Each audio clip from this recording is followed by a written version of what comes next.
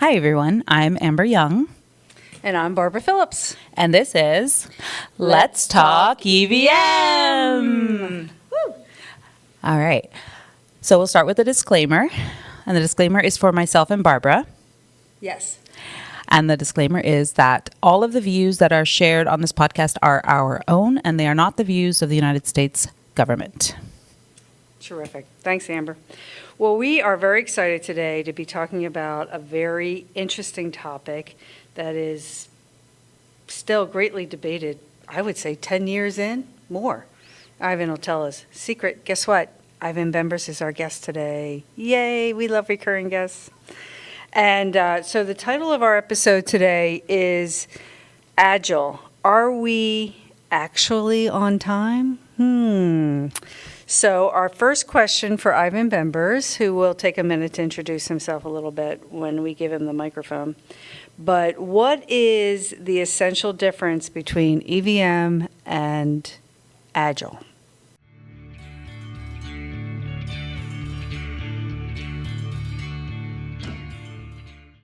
I have an interjection that comes from post-production. We noted that Ivan did not introduce himself, so we asked him for a short bio introduction, and I'm going to read to you Ivan's bio because he definitely should give a little bit about who he is and where he's from. So here it goes. Ivan Bembers is an earned value management practice lead at Intra Management Solutions with over 29 years government and industry experience, enabling effective management and control on programs to achieve cost, schedule, and technical performance objectives. He has significant experience balancing agile and project management methods for speed and control in support of program, stakeholder, and mission needs. He is an original contributor to the NDIA Guide for Integrating Agile and Earned Value Management.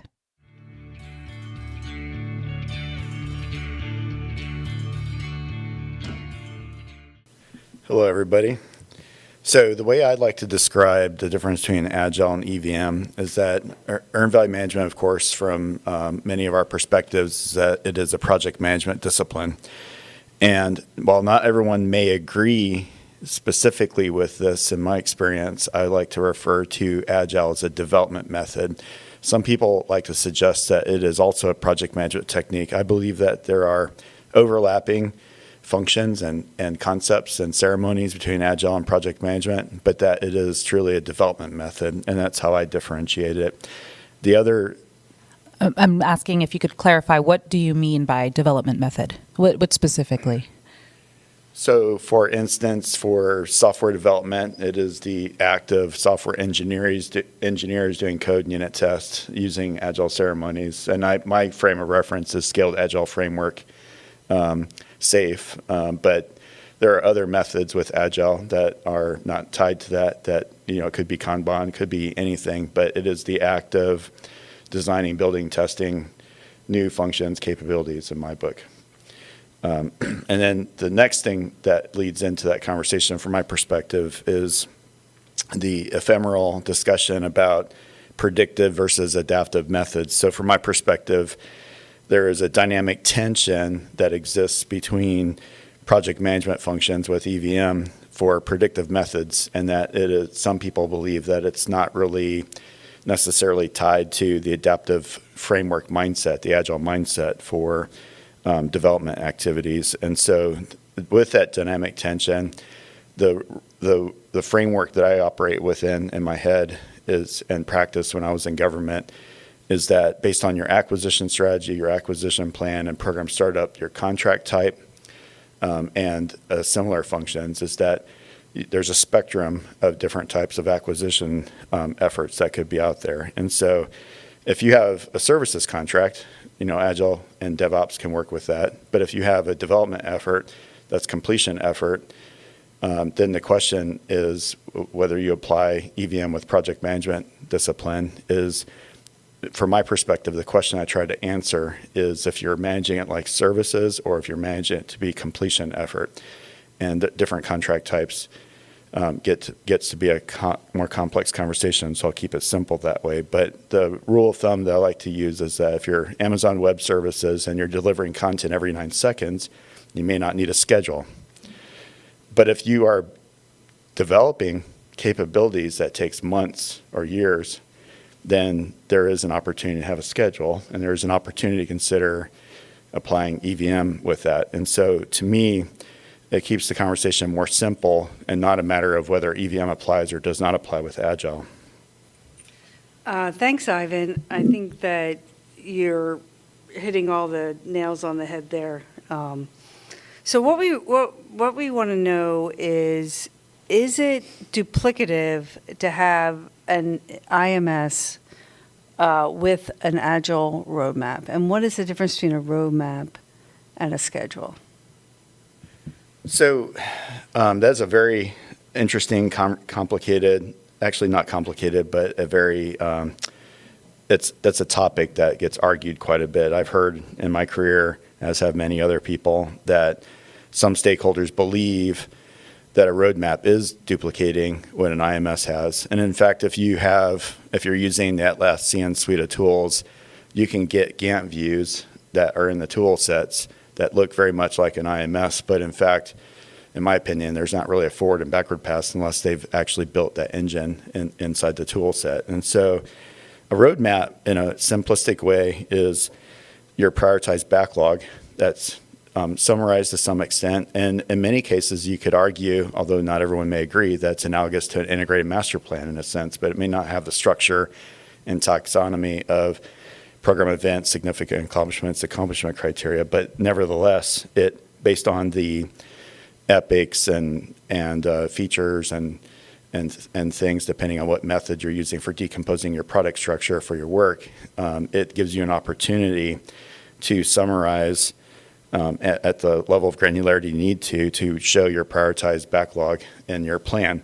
And in my book, it should be complementary but not necessarily identical to an integrated master schedule, but you need to have a way of crosswalking it so that they're both integrated, because an integrated master schedule has its own benefits that even though a roadmap is time phased, an integrated master schedule gives you that vertical, horizontal integration and traceability opportunity to plan your program through completion. In my experience, not all roadmaps have all the authorized work when EVMS is on contract as a requirement. And without all the authorized work, the roadmap may not have test-driven activities through a completion of the work. And even if the work is not planned with Agile methods all the way out to the end, some people still want to know for the must-do work, what is the plan in the integrated master schedule. So that all may be program unique, but that is a very good topic to discuss at program startup about your strategy for how the two methods, roadmap and IMS, are complementary to each other and integrated at the same time. Well, stay right here, because the question is, how does a work breakdown structure work there? Is that the unique identifier that connects the roadmap to the IMS? So, Barbara, I'd say that's a good leading question to lead the witness. I would say that for me, best practice number one for integrating Agile and EVM is to have a product structure that links the work breakdown structure with the hierarchy of scope that exists in the roadmap. And so if you have epics and features and stories that you elaborate in the planning and program increments, there needs to be a cross-reference to unique coding structures and linkage of the product structure that marries up the WBS with the scope hierarchy. So it's a unified scope hierarchy that's on the Agile side for linking and integrating the work that's being planned, so it's not disjointed and stovepiped and siloed and not uniform. Or things go missing, right? You could have omissions if you don't have a schema that helps connecting the dots. So when I hear about the link between the IMS or the WBS and the Agile roadmap, the thoughts that come to mind immediately are, is an IMS only an EVMS structure? Does IMS mean it has to conform to all of the requirements for EVMS? Is that true, right? So there's that. Also, is there the potential for the Agile roadmap to be somewhat like a QBD, right? So those are kind of the two immediate things that jump out at me. Okay, so I think that's a good question. I think you could have an integrated master schedule without EVMS being applied, one.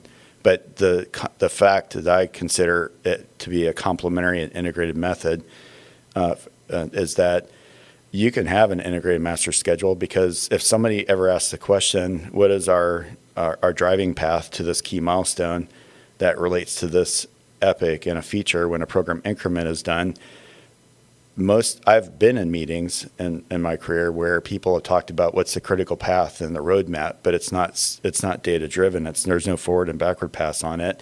It's just people drawing technical critical paths. And so if there's a completion effort work that needs to have answers to the question, when are we going to be done and how is that calculated for a critical path, an IMS serves that purpose, and a roadmap is not going to give that to you, as we know the roadmaps today, in my experience and opinion. To the QBD conversation, I think I call it a watermark, that there's certain levels of detail that the National Defense Industrial Association Integrated Program Management Division has a guide on Agile EVM integration, and it very coherently describes a great way to understand that some information is below the watermark, that is such as a QBD for a work package as an earned value technique for a percent complete with a QBD type of concept, quantifiable backup data, that is probably below the level at which a roadmap is going to display the information, in my experience. But roadmaps, there is no standard for a roadmap. So everyone can do something they want with a roadmap differently, because there's no standard in Agile Manifesto for a roadmap. So everyone knows what a roadmap is until you get together in the room, and then people don't and talk it through it. So that's the way I'd paint the picture.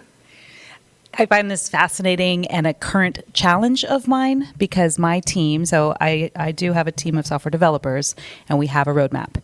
And in year one, we were flying as we do without any roadmap, really, as I had wished. And I really, really wanted a Gantt. So the team built me a Gantt from scratch. And then it was for me, and that's fabulous, and I used it for a year, but it really isn't for me. It's really for the team.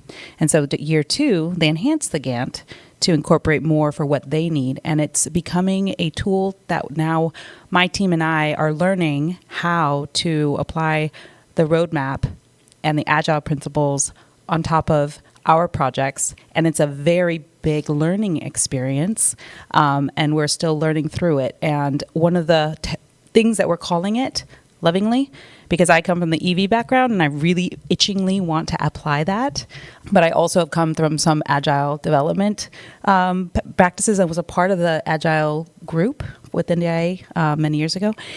So we lovingly call our approach Agile Fall, because we're doing waterfall and Agile approaches at the same time. But we're in a lot of definitions. One thing I'm challenging my team is please phase your work. So giving us epics and stories, but also exit criteria. Please give exit criteria. And it's a learning process. So I'm still in the process of learning how best to do this and keep everyone motivated and interested and not make it an administrative burden. So that's kind of, I'm very curious and interested in a concrete application like today.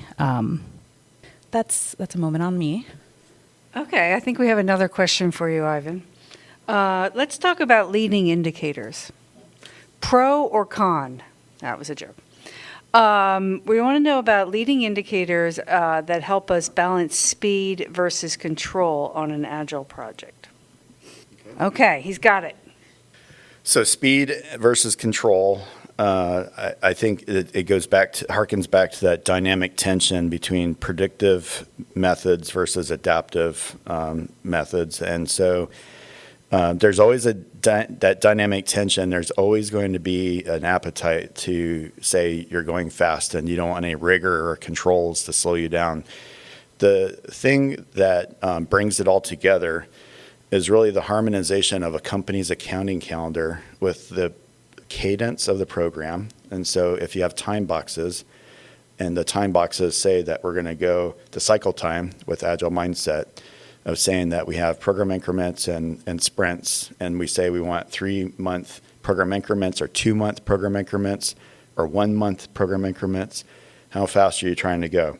So you have to know that the culture of the organization, the type of effort that you're doing, whether it's commercial or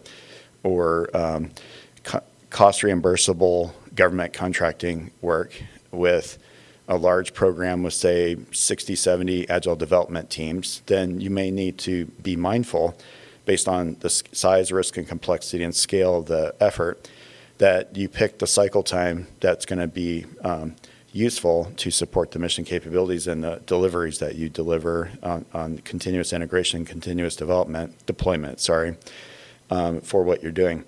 And so the link in that is deciding how you link the company's accounting calendar with the business rhythm and the monthly business rhythm that exists that's tailored for the program, and with the cadence that's selected for the cycle times that you factor into this. And then the second thing is that the functional departments or organization have to be ready to commit to the agile mindset for the linkage of those three things: the accounting calendar, the business rhythm, and the cadence for the program.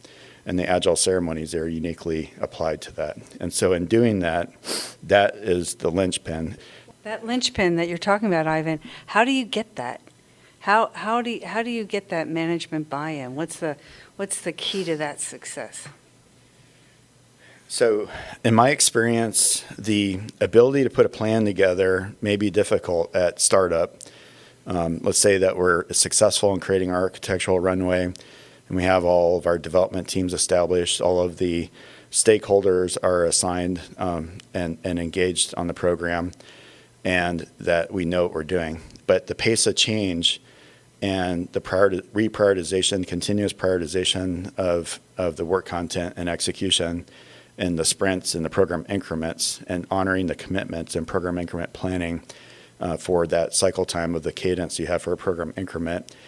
The moment you have to go through the first BCR or customer-directed change or reprioritization of work and the amount of drift or unplanned carryover that happens between program increment boundaries is going to govern how the functional stakeholders can accommodate that. So the stressing point, in my experience, is how in the first ERB CCB that happens and the frequency of ERB CCBs, can you keep up with the ops tempo of pace of change, reprioritization, customer-directed changes, mission priorities that shift, the test-driven strategy through retrospectives of how you change your test-driven methodologies, all governs whether or not the cycle time makes sense and it's prudent to use and if it makes sense.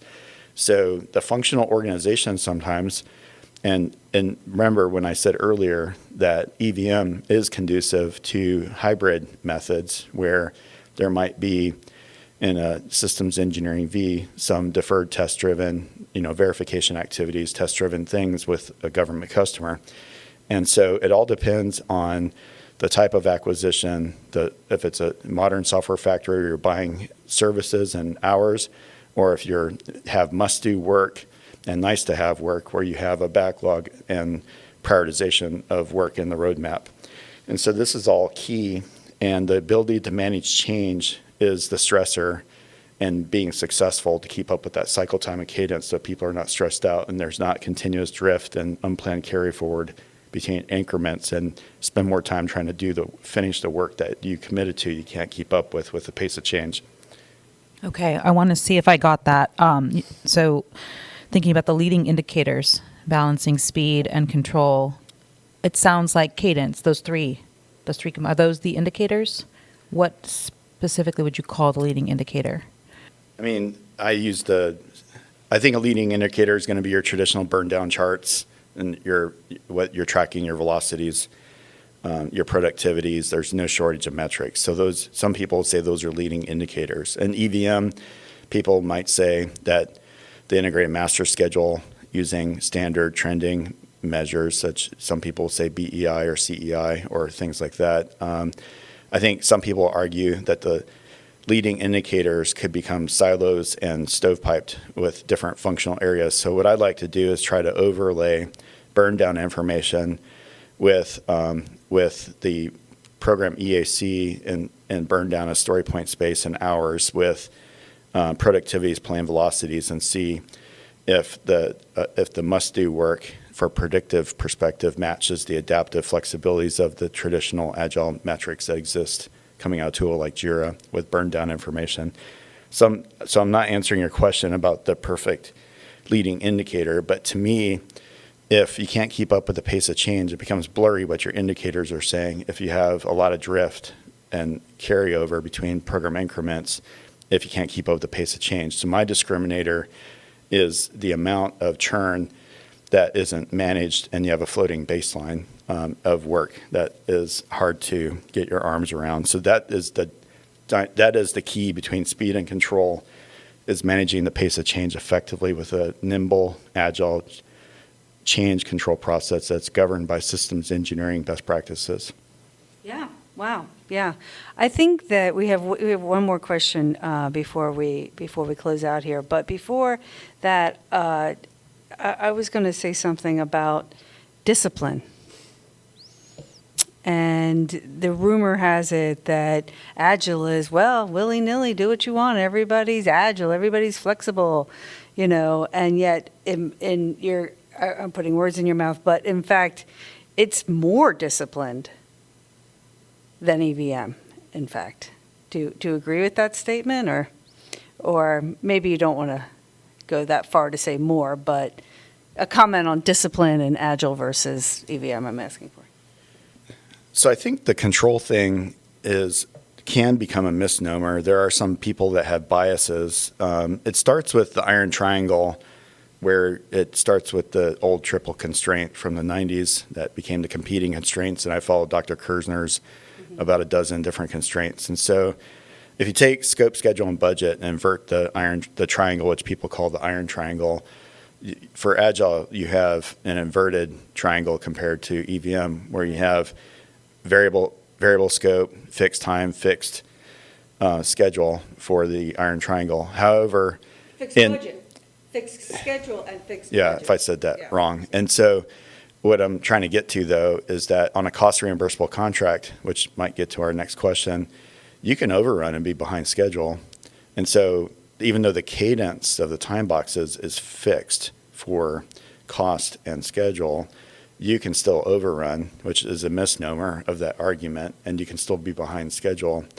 And so I think care needs to be taken about controls and discipline. You can buy as much overhead in Agile ceremonies where it can become cumbersome with the controls, even on the Agile side for development activities, for software engineering, systems engineering activities. And so control is a relative concept. It's a matter of who values the controls for the development methods versus who values the controls for, say, an earned value management concept for project management. And so I think it's a matter of values, of what people value for discipline and control from both perspectives.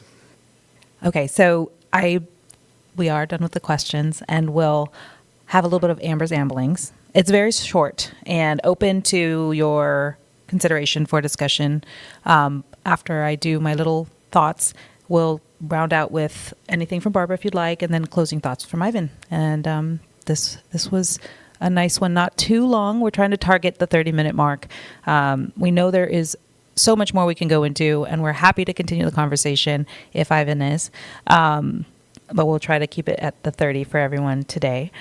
Okay, so my little ambling is very short, but it's some thoughts that come around Agile and EV. You were talking about the triple constraint, and you're talking about the inverted triangle.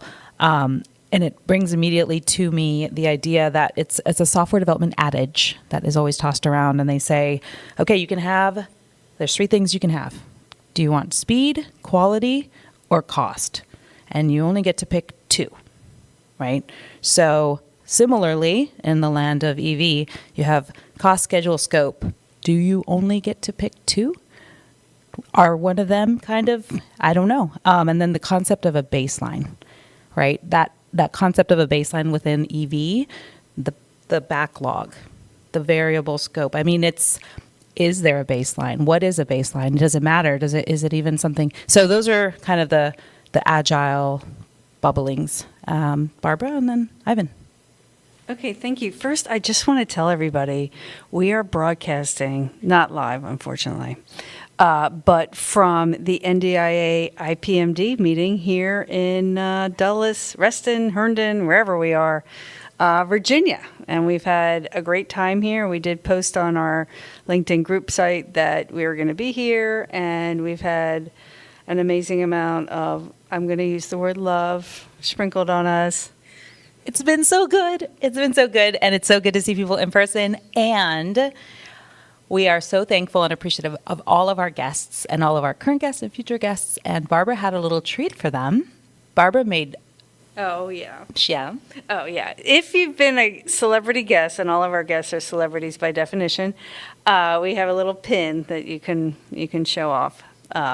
Some people quickly put them in their pockets. Some people, I think we're looking around for trash cans, but a couple people wore them. People put them on their backpack. But They're a prized item, Barbara. okay, yeah, okay. Anyway, back to about the scope creep idea on Agile, and I have modest experience with it, but, it's setting what the scope is at a level, it's the fidelity of it. The scope of it, what are they, SOO, statement of objectives kind of a thing, and so it's how you get there that becomes, what you're breaking down for what you're going to do with each, I'm going to use the word rolling wave. I know that's not right. Correct me there.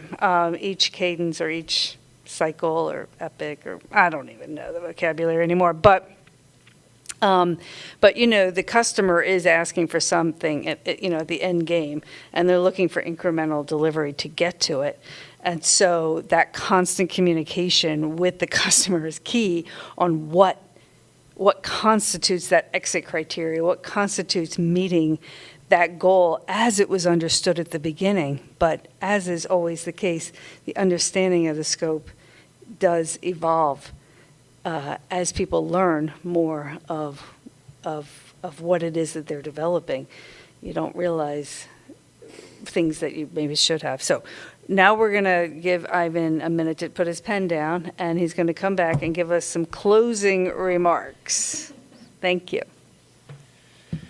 All right. Well, first I want to say, Barbara, I did not throw away my pen. I will cherish it and wear it for you maybe at EUG. So yeah, absolutely. So I took a note real quick about Amber's and Barbara's final thoughts on this before I try to package this up. So in terms of the performance measurement baseline, I think, again, when EVMS is required and EVM is being used on the same program, and I'm going to call it as hybrid agile methods, I think this is most conducive to an environment where if you have like 1,700 deliveries in a year, you probably are not going to need to add IMS with EVM. But if you have effort that's going to require design, build, test over months, if not years, and it's hybrid methods, water, scrum, fall, you mentioned it, slightly different term, similar, and there's no good or bad, right or wrong with these methods. There's a case that's appropriate with certain customer domains where water, scrum, fall could be very effective, and there's Agile as a journey, just as EVM arguably could be too in some cases on these programs with Agile methods, where you're going to change and modify your management strategy and your development methods. And so I think through retrospectives and other lessons learned and best practices benchmarked in an organization, the idea of a performance measurement baseline, the value you get from that intrinsically is that the authorized work that's in scope to that cost reimbursable contract, it gives you an opportunity to have all the authorized work as best as you understand it at that time through an EVM system. And sometimes a roadmap and prioritized backlog may only go so far out for a variety of reasons that are neither good nor bad.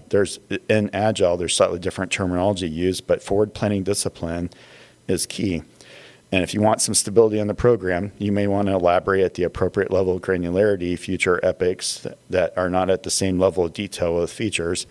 There are people that argue that EVM forces them to plan everything out for months or years, and that's not true on the Agile roadmap side. You may have higher levels of granularity planned out. And so it's key to know the right balance for the mission being supported on these types of contracts for marrying up the best of both worlds with flexibilities being explored on both sides between flexibility and control for both methods to have, reliable, timely, accurate, reliable information for performance measurement with different data sets that need to be integrated once a month. So I know we're running out of time. And so with the agile mindset, I think you said it best, Amber. I think it was you. That communication is key with both methods, making sure stakeholders have consistent information with both EVM metrics, schedule, leading indicator information with the agile metrics that are available as well. And I think I'll summarize that and post it up right there. Fantastic. Thank you very much for being back with us. And hopefully there'll be more. Yeah. I guess that's it from Let's Talk EVM. Thanks for listening.